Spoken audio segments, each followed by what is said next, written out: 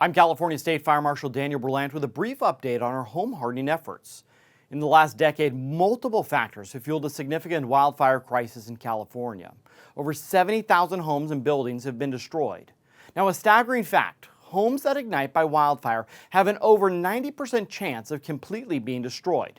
Despite the complexity and the challenges, we have a strong strategy for community wildfire preparedness. Now, the term home hardening has recently become a much more popular phrase. Home hardening is the building or retrofitting of homes and other buildings with construction materials that are ignition and ember resistant. It's essentially fire-resistant armor for the home. Now, here are some important examples of work in home hardening.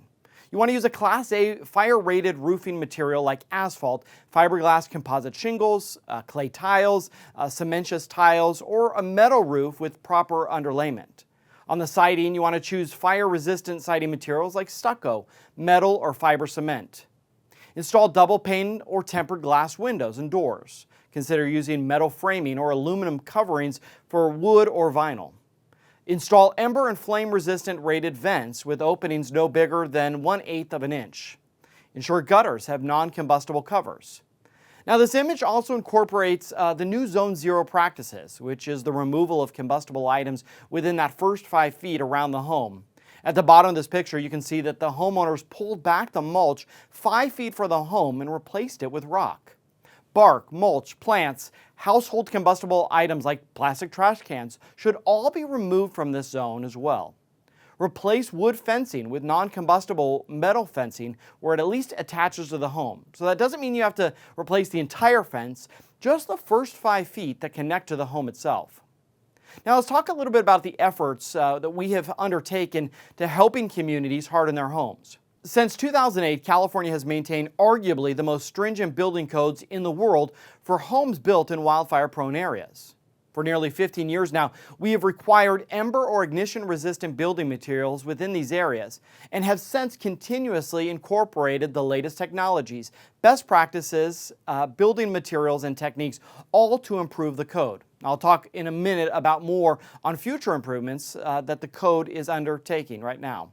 Now, about 90% of homes in California's wildfire-prone areas was built prior to our current WUI building code.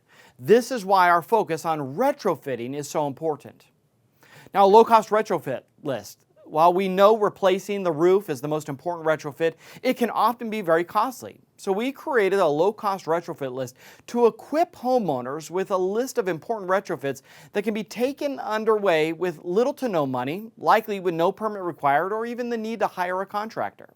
Legislation now requires sellers of homes in high and very high fire hazard severity zone areas to disclose to the buyer not only the home's wildfire hazard level, but also what home hardening retrofits have been undertaken. It's not a requirement necessarily to retrofit, but rather just information so the buyer knows their risks. There's also now a requirement to provide documentation of compliance with defensible space requirements. What support can we offer individuals unable to afford or physically perform the work? Over the past couple of years, we've collaborated with Cal OES to answer that by developing a financial assistance home hardening retrofit program. The program is being piloted in 6 communities, and we're working to leverage FEMA hazard mitigation funds. Residents within these 6 communities will be able to access around $40,000 per home for prioritized home hardening efforts and defensible space work. Over a dozen homes have already been retrofitted. Our goal, though, is to pilot this not only to help retrofit upwards of 2,000 homes within these pilots, but also to build a framework for any community to use that addresses the barriers of home hardening and to access FEMA hazard mitigation funding. A lot of science and research has gone into our requirements. In this video that we're seeing, some of the wildfire experiments that have been recently done by the Insurance Institute for Business and Home Safety. They have a state-of-the-art ember production and wind tunnel facility where they can create hurricane-level winds and add embers simulating a wildfire. In the study you're seeing here, they took a highly realistic wildfire situation to explore how embers ignite structures.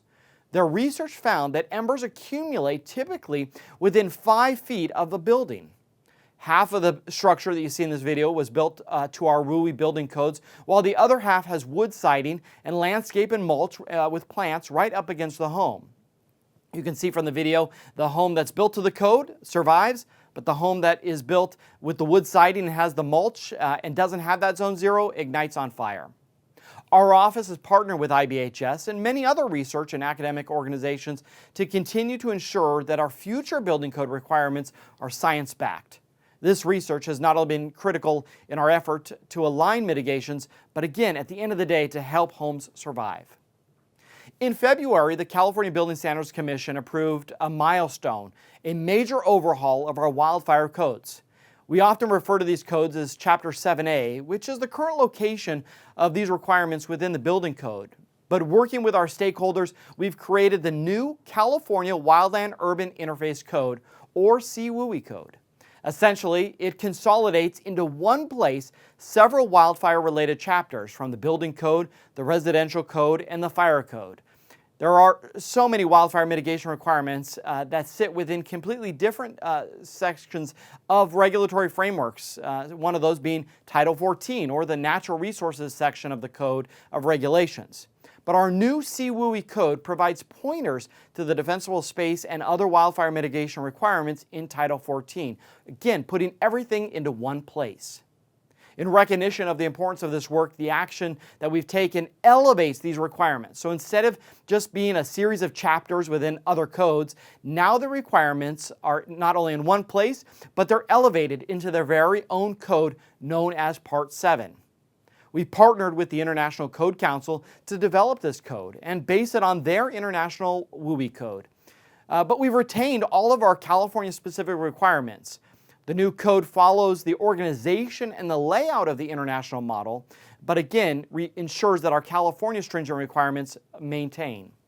As the new requirements are developed and vetted nationally, we will be able to more easily adopt them into California using the ICC model.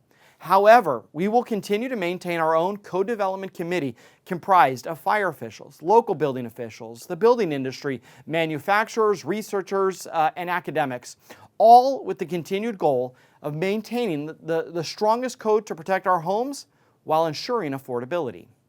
So what's next? With the governor's support, we recently completed the rollout of our updated fire hazard severity zones. These maps are critical because they not only let us know the areas where wildfires are likely to occur, but now we can connect these important wildfire mitigations to the various codes. We're working hard to support the Board of Forestry and Fire Protection as they develop the new requirements for the ember-resistant zone that I mentioned earlier, again, known as Zone 0. This may be a hard transition for many, but again, research and recent wildfires continue to show that thousands of homes are being destroyed because of embers from wildfires igniting combustible items right next to the home and then spreading to the home, igniting the home itself.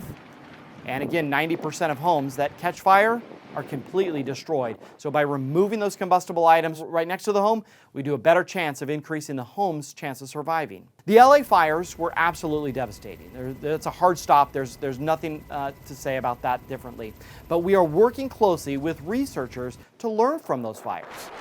Now, we learned those LA fires were really an urban conflagration, not a typical wildfire. Unhardened homes were susceptible to ignition by embers traveling upwards of a mile from the fire. Then that home that would catch on fire would spread to the next home, which would then spread to the next home and spread to the next home, like dominoes, entire neighborhoods being destroyed. These fires were able to spread using flammable pathways like wood fencing or privacy shrubs that interconnect neighborhoods. We're already working, though, to develop better models to predict and account for structure susceptibility. Not only do we want to ensure that our mitigations account for urban conflagration, but with new modeling, we can help prioritize where we must focus our time and our resources in hardening communities. I mentioned this earlier, but we've worked alongside the insurance commissioner and many other stakeholders to align our wildfire mitigations. The Commissioner's Safer from Wildfires framework is based not only on science, but our own requirements here in California.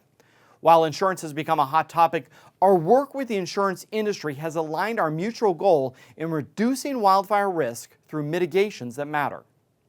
Now, we have a full team of fire captains and battalion chiefs that make up our land use planning program. These are seasoned fire suppression professionals who are experienced specifically in wildfire mitigation. Their full-time function is to support local jurisdictions in their own wildfire mitigation and preparedness efforts. The team that we are so proud of works as technical assistants to cities and counties across California as they update their general plan and other local ordinances, ensuring that wildfire risk and mitigations are accurately incorporated. We built training curriculum for local fire departments related to defensible space and home hardening inspections, essentially aligning our own inspection standards that we train our defensible space inspectors at CAL FIRE and ensuring that between local fire departments and ourselves, we are inspecting to the same minimum standards. Now, we've extended this training to local organizations like Fire Safe Councils and other nonprofits, including Conservation Corps, to add an influx of other trained individuals that can provide home assessments and vital public education. We also teach a popular course to local planning and building officials on land use planning. The class ensures that our local officials are planning new neighborhoods and communities with making sure that they too, these local planners, have technical knowledge of wildfire mitigation to ensure future California communities are more resilient to wildfires. Lastly, we continue to fund and support wildfire research. As wildfire continues to cause major destruction in our communities, we have to stay up on the latest science, building materials, and construction practices. New innovation and technology will undoubtedly support these efforts, and it's incumbent upon us to ensure that anything new we add as requirements to builders and homeowners is science-backed and field-tested. Again, with work with IBHS, the National Institute for Standards and Technology, and other academics, we're making sure, again, that our wildfire mitigations that matter are science-backed. When it comes to home hardening and defensible space, we have so many great resources. On our public education website, readyforwildfire.org, we have great information on how to break down the tasks of wildfire preparedness. We have videos and photos and many helpful topics on that site. You can also take an assessment by answering a handful of custom questions that you'll get a customized list of steps that you need to take to prepare your home for wildfire. The CAL FIRE Off-State Fire Marshal website, osfm.fire.ca.gov, has much more on the programs that I discussed here, but all of our community wildfire preparedness and mitigation programs that we offer to help local communities prepare, as well as including funding opportunities available to local jurisdictions. Now, while each year it feels like we break records from wildfire damage, with your help in preparing communities through home hardening and defensible space, we can recalibrate our wildfire crisis trajectory.